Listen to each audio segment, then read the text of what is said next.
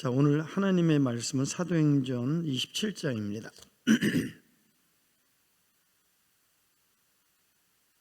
10절부터 우리 낭독자가 쭉 읽겠습니다. 시간상 사도행전 27장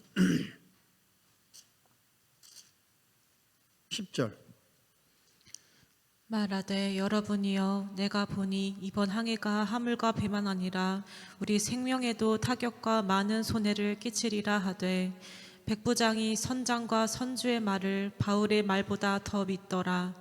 그 항구가 겨울을 지내기에 불편하므로 거기서 떠나 아무쪼록 베넥스에 가서 겨울을 지내자 하는 자가 더 많으니 베넥스는 그레데 항구라. 한쪽은 서남을 한쪽은 서북을 향하였더라.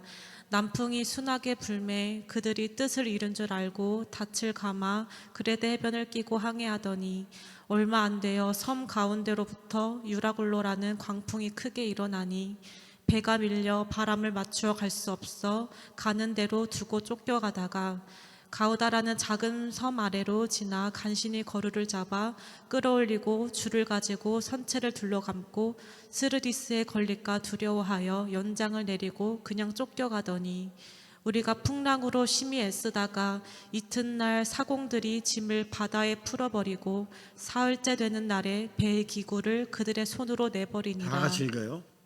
여러 날 동안 해도 별도 보이지 아니하고 큰 풍랑이 그대로 있음에 구원의 여망마저 없어졌더라. 여러 사람이 오래 먹지 못하였음에 바울이 가운데 서서 말하되 여러분이여 내 말을 듣고 그레데에서 떠나지 아니하여 이 타격과 손상을 면하였더라면 좋을 뻔하였느니라. 내가 너희를 권하노니 이제는 안심하라. 너희 중 아무도 생명에는 아무런 손상이 없겠고 오직 백분이리라. 내가 속한 바 곧 내가 섬기는 하나님의 어젯밤에 내 곁에 서서 말하되 바울아 두려워하지 말라. 내가 가이사 앞에 서야겠고 또 하나님께서 너와 함께 항해하는 자를 다 내게 주셨다 하였으니 그러므로 여러분이여 안심하라. 나는 내게 말씀하신 그대로 되리라고 하나님을 믿노라. 아멘. 저의 삶에 어떤 위기가 올 때 이 말씀을 묵상하는 그런 귀한 말씀이고요. 이 말씀을 통해서 굉장히 중요한 위로를 또 받은 말씀입니다. 그래서 오늘 제목이 삶의 위기를 어떻게 극복할까라고 하는 그런 제목입니다. 인생을 살다 보면 작고 큰 이 폭풍은 이제 문제를 상징하는 거예요. 폭풍을 만나게 됩니다. 성경은 모든 인생들에게 세 가지의 폭풍이 있다 이렇게 이야기합니다. 첫째는 하나님이 일으키는 폭풍이 있어요. 두 번째는 자신의 실수와 잘못으로 가져오는 폭풍이 있고요. 세 번째는 나는 아무 잘못이 없는데 이웃의 잘못 때문에 당하는 폭풍이 있습니다. 나는 아무 잘못이 없는데 이웃 때문에 당하는 폭풍이 가장 견디기 어려운 폭풍 중에 하나입니다. 폭풍은 전 세계에 편애가 없지요. 남녀노소, 인종, 학벌, 권세 상관없이 폭풍은 차별 없이 경험하게 되는 것처럼 인생의 문제는 그 누구도 차별 없이 작고 큰 차이지 모든 사람은 문제를 경험합니다. 그래서 인생은 문제의 연속이요 문제 자체다. 문제의 프로가 되지 말고 믿음의 프로가 되자. 근데 여기서 중요한 것은 자신의 실수와 잘못 때문에 일어나는 폭풍이든 하나님이 일으킨 폭풍이든 나는 아무 잘못이 없는데 타인 때문에 내가 당하는 그런 폭풍이든 간에 중요한 거는 뭐냐 하면 어떻게 이것을 극복해야 될까라는 것이죠. 그런 면에서 오늘 본문의 말씀은 대단히 중요한 원리, 폭풍을 이기는 비결, 진리를 우리에게 소개해주고 있습니다. 바울은 지금 로마로 압송되고 있습니다. 재판받기 위해서. 그 배는 큰 무역성이에요. 그래서 276명의 다양한 이유와 목적으로 항해를 하고 있는 많은 사람들과 함께 항해를 하고 있었습니다. 그러던 중 지중해에서 큰 한복판에서 폭풍을 만나게 됩니다.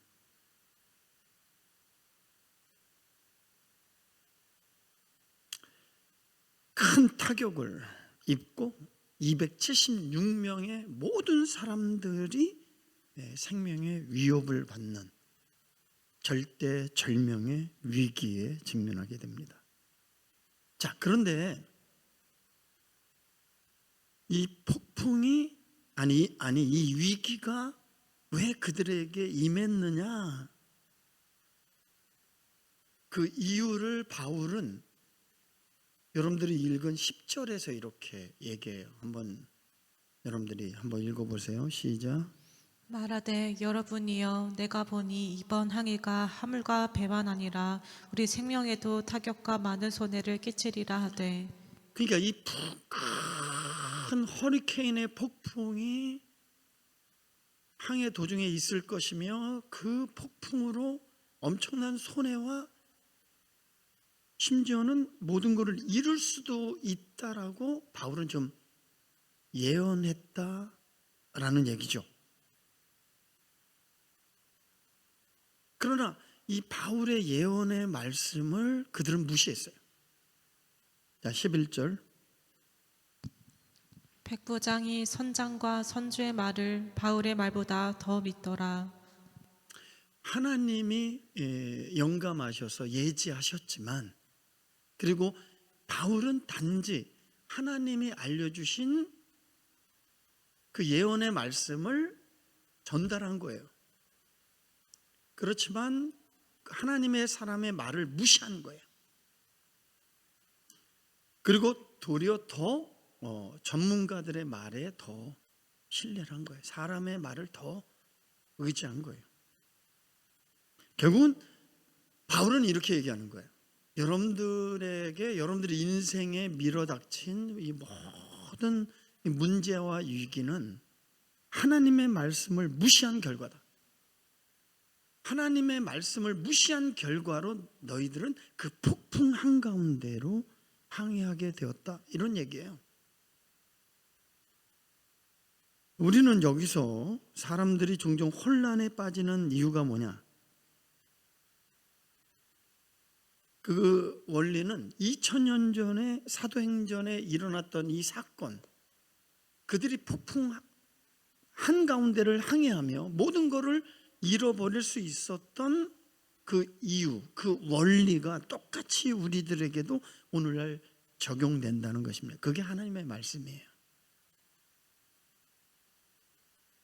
그러니까 그들이 이 혼란 속에, 위기 속에 빠지게 된 것은 하나님의 말씀보다 사람의 말을 더 의지했다. 뭐라고요?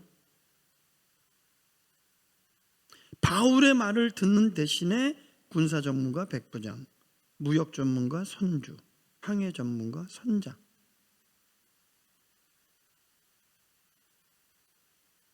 이들의 지식과 경험을 더 의지한 거예요. 우리는 종종 우리의 지식과 경험을 더 의지할 때가 많아요. 세상 밖에는 수많은 전문가들이 있고, 그래서 많은 사람들이 전문가의 말을 기울여요. 힐버들 특히 하나님의 말씀에 의지하기보다 치유의 근본 참 의사이신 하나님께 나오기 전에 먼저 의사의 말을 더 의지할 때가 많아요. 우리는 전문가의 말을 들어야 됩니다. 그러나 전문가들은 신이 아니에요. 그들은 인간에 불과합니다. 그렇기 때문에 그들은 또한 잘못될 수도 있습니다. 성도가 하나님께 묻지 않고 하나님의 말을 듣지 않고 사람의 말, 그 인간을 의지하고 바라보고 인간을 따른 결과는 결국은 이런 무서운 결과를 당할 수 있다. 혼란 속에 빠질 수 있다. 많은 사람들이 혼란 속에 빠지는 두 번째 이유는 다수의 의견과 뜻입니다. 자, 9절, 11절 쭉 읽겠습니다. 여러 날이 걸려 금식하는 절기가 이미 지났으므로 항의하기가 위태한지라. 바울이 그들을 권하여 말하되 여러분이여 내가 보니 이번 항해가 하물과 배만 아니라 우리 생명에도 타격과 많은 손해를 끼치리라 하되 백부장이 선장과 선주의 말을 바울의 말보다 더 믿더라. 근데 우리가 여기서 영적 관찰을 좀 해야 될 것은 뭐냐면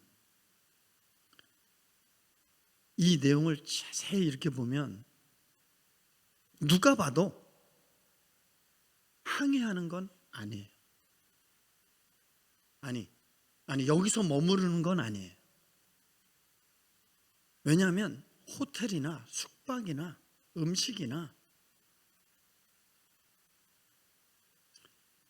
그 미양의 도시에 처한 환경은 아주 연약해요.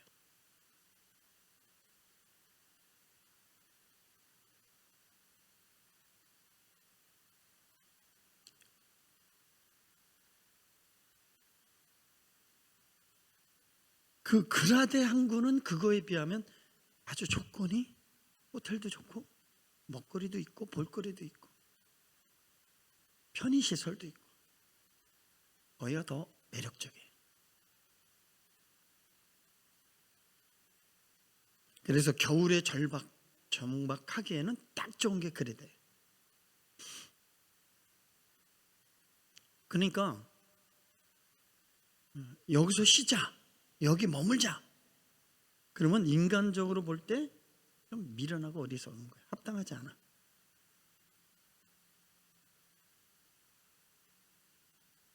그런데 우리가 여기서 깨달아야 될 진리는 뭐냐면 다수에 의해서 항해하기로 결정했다는 거예요. 하나님은 여기서 머무러라. 큰 폭풍이 올 거다. 이 경고를 무시하고 다수의 의견을 따라서 조금 불편함을 참지 못하고 조금 편리함을 위해서 우리 교회 왔다가 종종 떠나는 분도 좀 불편함 때문에 조금 편리한 쪽으로 부담 없는 쪽으로 복음 아니죠?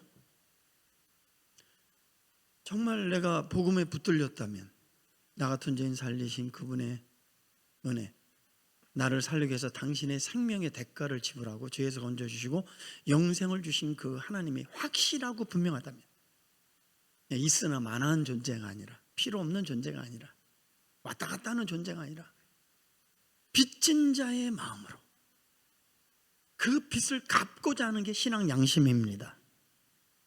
아멘이 적네요. 신앙 양심입니다. 우리는 친구한테 국밥 한 그릇 10,000원짜리 대접받으면 꼭 사야 속이 시원합니다. 아니 더 좋은 거 사야 기분이 좋죠. 하물며 나 같은 죄인 살리신 평생 갚아도 갚을 수 없는 은혜를 내가 받았다? 둘 중에 하나죠. 모르거나 무시하거나 못 받았거나.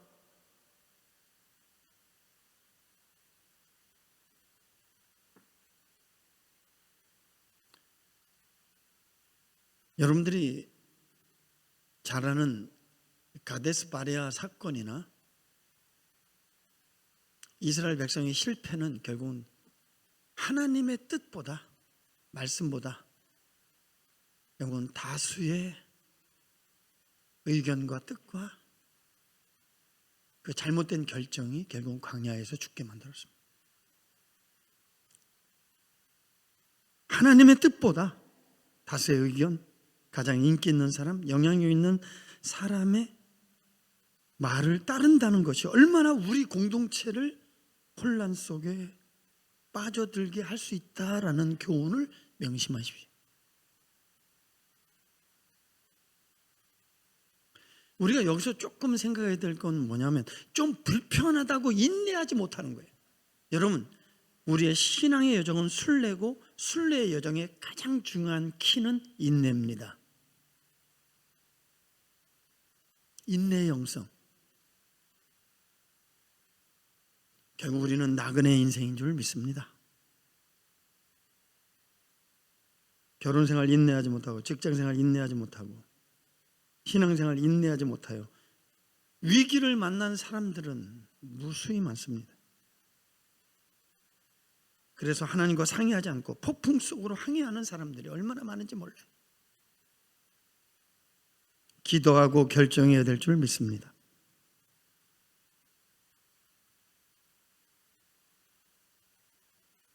그들이 이 폭풍의 한가운데 빠져들게 된 세 번째 원인은 환경을 의지했기 때문에 그래요. 뭐라고요? 환경을 너무 의지한 거예요. 자, 이 11절. 백부장이 선장과 선주의 말을 바울의 말보다 더 믿더라.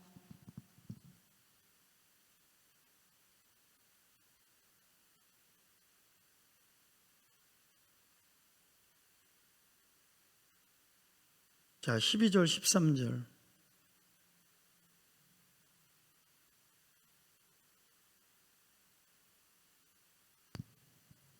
그 항구가 겨울을 지내기에 불편하므로 거기서 떠나 아무쪼록 베네스에 가서 겨울을 지내자 하는 자가 더 많으니 베넥스는 그레데 항구라. 한쪽은 서남을 한쪽은 서북을 향하였더라. 남풍이 순하게 불매 그들이 뜻을 이룬 줄 알고 닻을 감아 그레데 해변을 끼고 항해하더니. 아멘. 여기 남풍이 순하게 불매. 요게 달콤한 유혹이에요. 왜냐하면 항해하는 사람들에게서 가장 적합한 최상의 환경은 순풍이 순하게 부는 거예요. 환경이죠. 이게 최고의 유혹이죠. 선원들은 바다의 조건과 환경이 눈에 좋게 보였기 때문에 다른 건 보이지 않는 거예요. 때로는 우리의 환경과 조건이 너무 어렵기 때문에 다른 건 보이지 않는 거예요. 그래서 하나님의 말씀과 반대되는 선택을 하는 거예요. 하나님의 말씀을 결국 무시하는 것은 위험한 것입니다. 지금은 좋게 보이지만 당신은 폭풍성으로 항해할 수 있습니다. 하나님께서 기다려라 그렇게 말씀하시면 나빠도 기다리고 좋아도 기다려야 됩니다. 마귀는 환경을 미화시키는 데 달인이에요. 내가 원하는 대로, 내 바라는 대로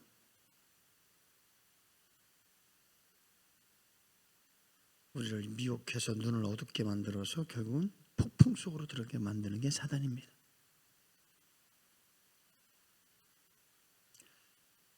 사람들이요, 내가 원하든 타인 때문에 잘못된 결정 때문에 폭풍성에 있든 간에 큰 위기, 문제를 만나면 나타나는 세 가지의 현상이 있어요. 결국 문제의 포로가 된다는 거예요. 뭐라고요? 자, 15절. 배가 밀려 바람을 맞추어 갈 수 없어 가는 대로 두고 쫓겨가다가.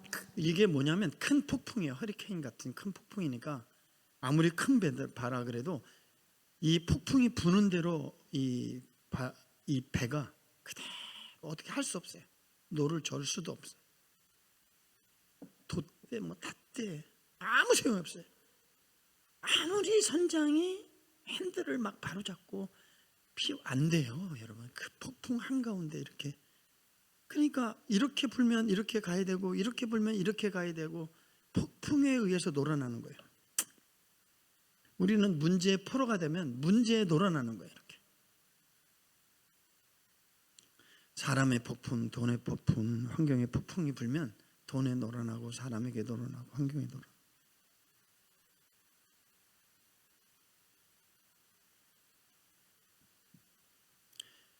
그런데 여기서 무서운 건 뭐냐면 문제의 포로가 되어서 문제 폭풍이 부는 대로 이제 휘둘리다 보면 어떤 상황에 직면하게 되면 목표를 잃어버려요. 뭐라고요? 방향을 잃어버려요. 뭐를 잃어버려요? 가정한 소중한 가치를 잃어버려요.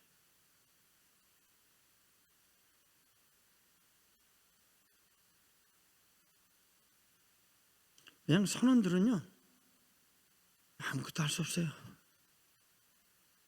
그냥 폭풍이 치는 대로, 바람이 부는 대로 그냥 쫓겨갈 수밖에 없는 절박한 상황이 된 거예요. 여러분들도 문제가 앞뒤로 막 확 치면 그런 문제 앞에서 그 문제에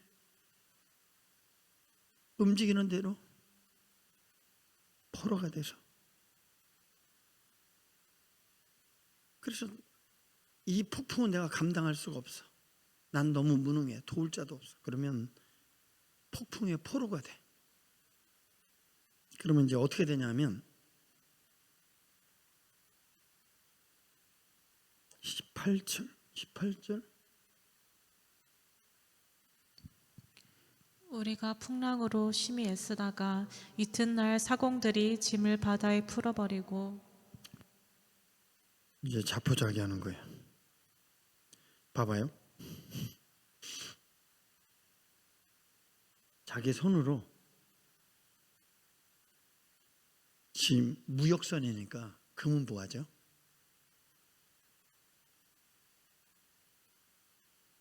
무역선인데 얼마나 귀중한 보화들이 많아요. 자기 손으로 버려야 돼. 그리고 생명과 같은 배 기구들도 버려야 돼. 43절. 그러고 나서 또 어떤 상이냐면 43절 보세요. 백부장이 바울을 구원하려 하여 그들의 뜻을 막고 헤엄칠 줄 아는 사람들을 명하여 물에 뛰어내려 먼저 육지에 나가게 하고. 마지막에는 자기 자신들,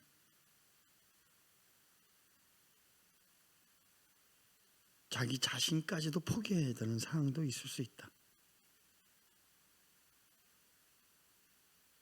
어떤 위기에 처하면 중요한 것들, 가치가 되는 것들을 내어버리고 싶은 시험이 와요. 이건 뭐냐면 모든 걸 포기하고 싶은 거예요. 될 대로 되라. 내가 그동안 가치 있게 여겼던 모든 것들을 내어버리고 싶은 그런 시험에 직면하는 거예요. 그러면 어떻게 되죠? 절망에 빠지게 되죠.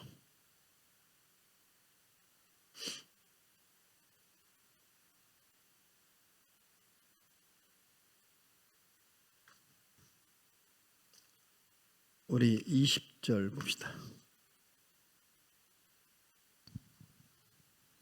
여러 날 동안 해도 별도 보이지 아니하고 큰 풍랑이 그대로 있음에 구원의 여망마저 없어졌더라. 아멘. 삶을 포기하는 거예요. 될 대로 되라.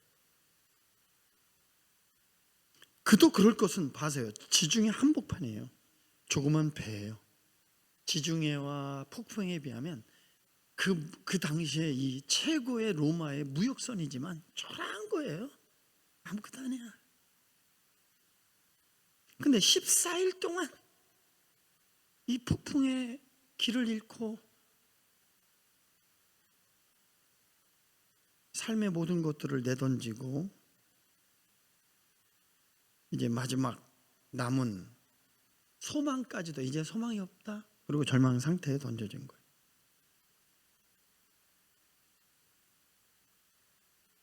아마 여러분들이 이런저런 이유로 여러분들이 선원들과 똑같은 상황에 작년에 직면할 수 있고 지금도 직면해 있을 수도 있어요.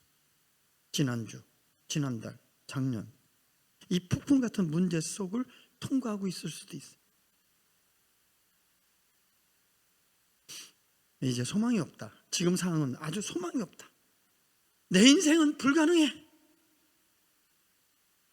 이런 직면에 이제 자기 자신조차도 이제 포기하고 싶은 그런 상황에 직면할 수도 있어요. 이게 지금 선원들의 모습이에요. 선원들이 착각하고 있는 거, 물론 선원들이 불신자이기 때문에 그럴 수는 있을 수 있지만 그리스도인들도 그럴 수 있다. 여러분 기억하셔야 됩니다. 그들은 하나님께서 통치하고 있다. 지중해를 통치하고 폭풍을 통치하시고 우리의 모든 인생을 통치하고 있다는 사실을 몰라요. 그리고 이 폭풍 속에 하나님의 계획이 있음을 몰라요. 이 절대 절망의 상황 속에서도 하나님이 소망이라는 걸 몰라요. 여러분들은 아십니까?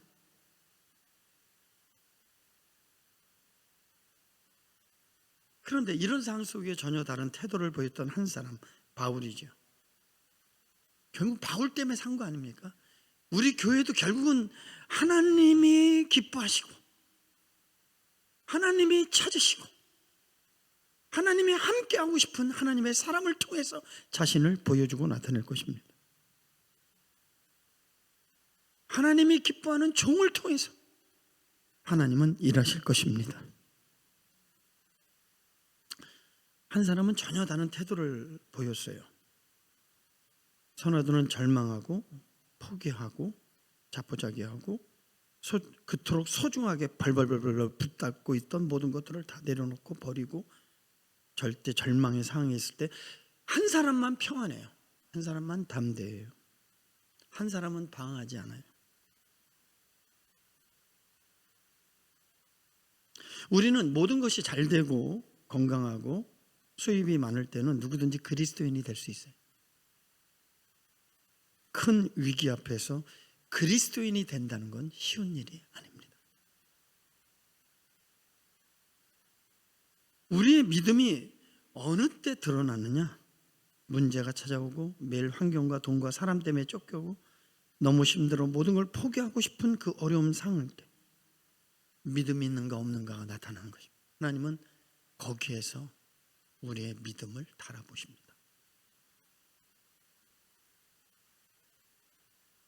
우리가 하나님을 믿는 하나님의 사람으로서 모든 일들이 어려워지고 위기를 만날 때 우리는 무엇을 해야 할까요? 자, 지금까지 얘기한 것은 그 다음 이야기를 끌고 가기 위해서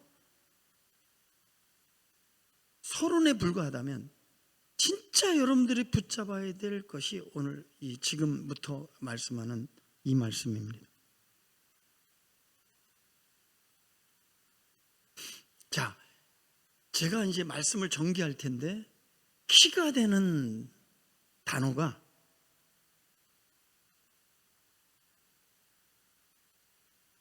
있어요. 여러분들이 성경을 한번 보겠습니다.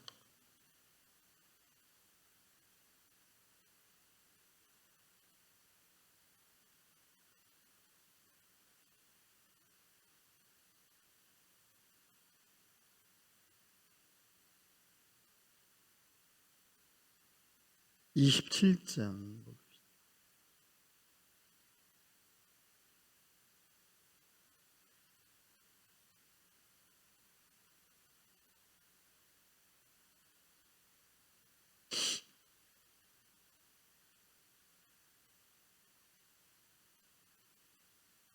29절에 있는데요. 굉장히 중요한 키가 29절에 있거든요. 혹시 여러분들 중에서 한번 찾아봐봐요.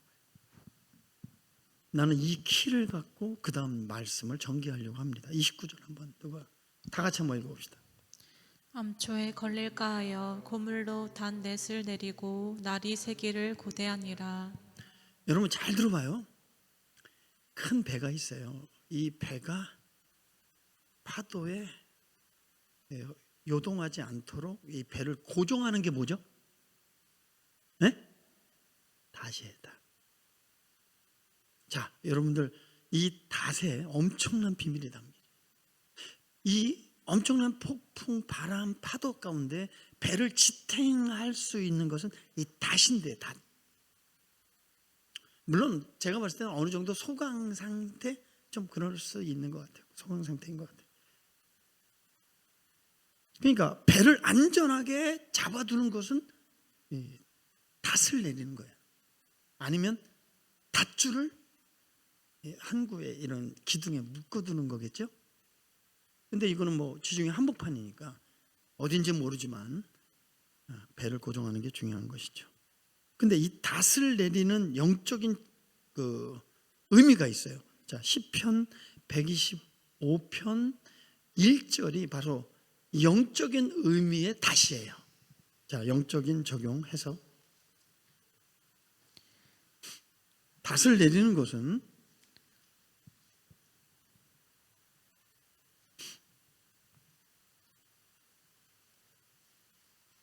늦어요. 125편 1절. 여호와를 의지하는 자는 시온산이 흔들리지 아니하고 영원히 있음 같도다. 아멘. 여러분, 그 시온산이 흔들려도 여호와께 닷을 내리는 사람은 뭐라 그래요? 왜? 영원히 존재한다. 그러니까 하나님을 의지하는 것은 시온산과 같이 흔들리지 않고 굳건히 설 수 있다. 근데 많은 사람들이 어떤 큰 위기를 만나고 문제, 정반대 행동을 해요. 하나님부터 멀어지고 신앙을 포기하고 이런 유혹에 빠져요. 자기 배우자가 죽었어요. 아니면 이혼을 했어요. 아니면 직장에서 잘렸어요. 그럼 흔들리죠. 모든 걸 포기하고 다른 곳으로 이사 가야 되겠다. 다른 어떤 변화를 가지려고 해요. 그건 답이 아니에요. 이럴 때 하나님께 닷을 내리는 게 중요한 겁니다. 기도의 닷을 내리십시오. 작정하고 금식기도 하세요. 이것이 하나님의 닷을 내리는 영적인 행위입니다. 바울은 어떻게, 저는 이제 여기서 말씀을 연구하면서 고민하는 게 뭐냐면, 바울은 어떻게 이런 상황에서 평안하고 담대할 수 있을까? 첫째 뭐라고요? 영혼의 닷. 세 가지의 영혼의 닷. 바울이 평안하고 담대할 수 있었던 영혼의 3대 닷에 대한 이야기예요. 첫째, 첫 번째 닷은 하나님의 임재를 경험했다. 뭐라고요? 하나님의 음성을 들었다. 뭐라고요? 지금 여러분들은 하나님의 음성을 듣고 있는 것입니다. 나의 속한 바 나의 섬기는 하나님께, 하나님의 사자가 어젯밤에 내 곁에 서서 하나님의 임재를 경험한 거예요. 지금 바깥에 폭풍이 불어. 그러나 여러분들은 이곳에서 하나님의 음성을 들어. 그러나 그 폭풍이 폭풍으로 보이지 않아. 폭풍 가운데 담대할 수 있어. 할렐루야. 평안이 임할 줄 믿습니다. 이미 천사가 하나님이 천사를 통하여 바울에게 이미 알려주셨어요. 자, 22절에서 25절의 말씀이 바로 그런 말씀이에요. 22절 25절 시작. 내가 너희를 권하노니 이제는 안심하라. 너희 중 아무도 생명에는 아무런 손상이 없겠고 오직 백분이리라.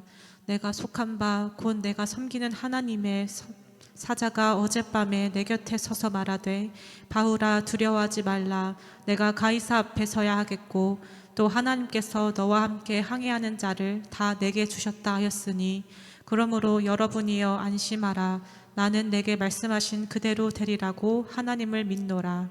그러니까 바울의 그 인생에 엄청난 폭풍이 왔지만 그 영혼의 닷은, 첫 번째 닷은 하나님의 임재, 그 임재에 자기의 믿음의 닷을 내리는 거야. 하나님의 약속을 믿으면 아멘합시다. 나는 과연 너희를 버리지 아니하고 과연 너희를 떠나지 아니하리로다. 마태복음 28장 28절 너와 항상 함께 있으리라. 내가 아버지께 구하겠으니 그가 또 다른 보혜사를 너에게 주사 고아처럼 내버려 두지 아니하고 영원토록 너희와 함께 하시리라. 천국 가는 그날까지 하나님의 영혼의 닷을 그분께 내리는 여러분들은 하나님이 지켜주실 줄 믿습니다. 천국 가는 주여. 왜 이렇게 소리가, 우리 실버들만 해봐요. 시작. 천국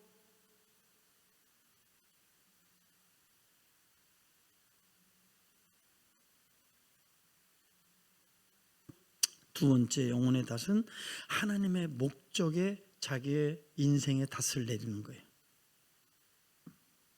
24절에 보면 바울이 두려워 말라 내가 가이사 앞에 서야겠고 또 하나님께서 너와 함께 행선하는 자를 다 내게 주셨다 하셨으니, 와, 바울 한 사람 때문에 276명이 사는 거야.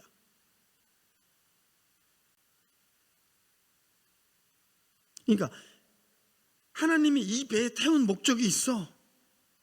바울, 그건 가이사 법정에 쓰는 것이고 더 나아가서 로마에 복음을 증거하는 거야.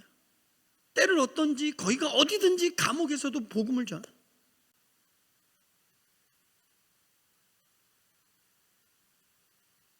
하나님께서는 지금 당장 어려움보다도 더 위대한 목적을 가지고 계시고, 그 목적에 우리가 이끌리면 이 모든 건 일시적인 폭풍에 지나지 않는다. 하나님의 그리스도의 목적에 이끌리는 삶을 사시기를 주의 이름으로 축복합니다. 할렐루야. 하나님의 목적은 당신의 어떤 상보다도 더 크고 위대하십니다. 여러분들이 만약에 이런 고백을 한다면 목적이 성취되는 그 날까지 여러분들을 지켜줄 것입니다. 하나님, 나는 당신의 뜻을 행하기를 원합니다. 시작.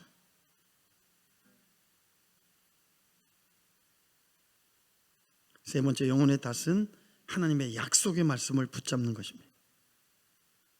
사도 바울이 위기 속에 담대할 수 있었던 것은, 자, 25절 다 같이 읽겠습니다. 25절 되게 중요한 말씀이에요. 시작. 그러므로 여러분이여 안심하라. 나는 내게 말씀하신 그대로 되리라고 하나님을 믿노라. 아멘. 하나님의 뜻과 목적은 어떤 폭풍도 변경할 수 없습니다. 파괴할 수 없습니다. 하나님의 약속은 확실합니다. 그분은 전능자의 말씀이기 때문에 그렇습니다. 여러분들 가운데 지금 감당하기 어려운 위기를 통과하고 있는 분들이 있습니다. 짐을 버려야 되고 배 기구를 버려야 되고 배 자체를 버려야 되고, 그리고 물에 던져져 홀로 던져져 무능하고 무지하고 아무것도 할 수 없는, 감당하기 어려운 절망적 상황일 수도 있습니다.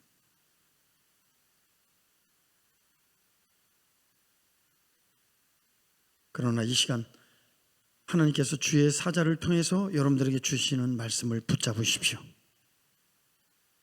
그러므로 여러분이 안심하라. 나는 내게 말씀하신 그대로 되리라고 하나님을 믿노라. 하나님의 약속의 말씀을 믿으십시오. 그리고 기다리십시오. 그리고 기다리는 동안 기도하십시오. 그러면 반드시 당신은 육지에 안전하게 상륙하게 될 것입니다. 마지막으로 제가 힘들 때마다 고백하는 요한복음 16장 33절 다 같이 읽고 마치겠습니다. 요한복음 다 찾으세요.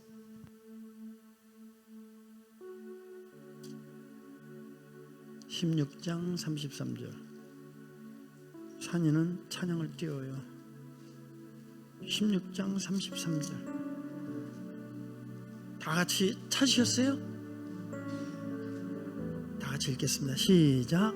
이것을 너에게 이르는 것은 너희로 내 안에서 평안을 누리게 하려 함이라. 세상에서는 너희가 환난을 당하나 담대하라. 내가 세상을 이기었노라.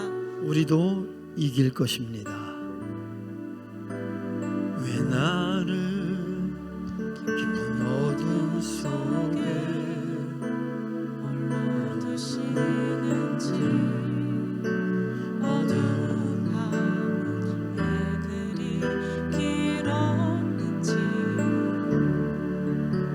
나를 고독하게 나를 낮아지게 세상 어디도 기댈 곳이 없게 하셨네.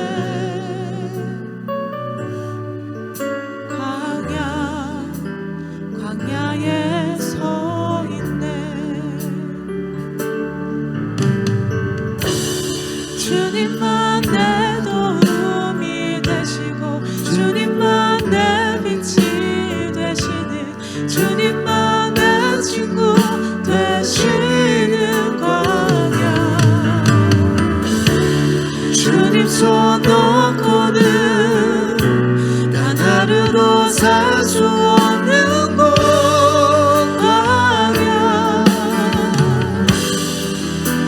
광야에 서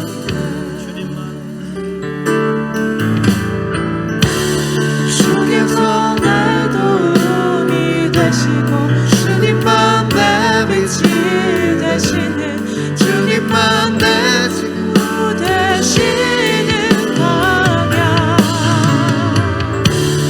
주님 손 놓고는 단 하루도 살 수 없는 곳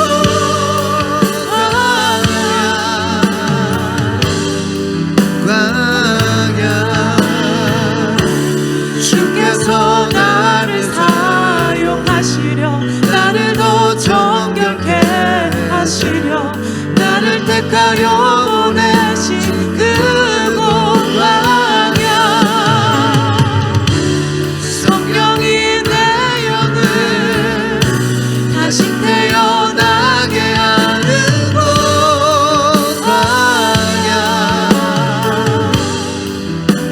광야에 서 있네. 신의 악단이라고 하는 그 영화의 저 장면, 저 찬양이 나올 때 너무 마음에 이제 애통하는 눈물과 기도가 나오더라고요. 우리 실버들은 다음 주 오후 예배 끝나고 신의 악단 영화를 같이 목장 모임 대신에 가기를 원합니다. 아마 이게 기독교를 담고 있는 영화이기 때문에 금방 또 상영하다 없어져요. 지난주에는 청장년들 봤는데 우리 실버들 다음 주에 예배 끝나고 한번 볼 수 있도록 한번 예매 한번 알아보면 좋겠고요. 기도하겠습니다.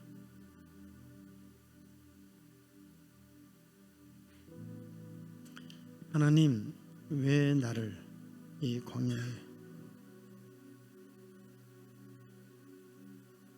나 홀로 서 있게 하시는 하나님, 그것은 오직 하나님만이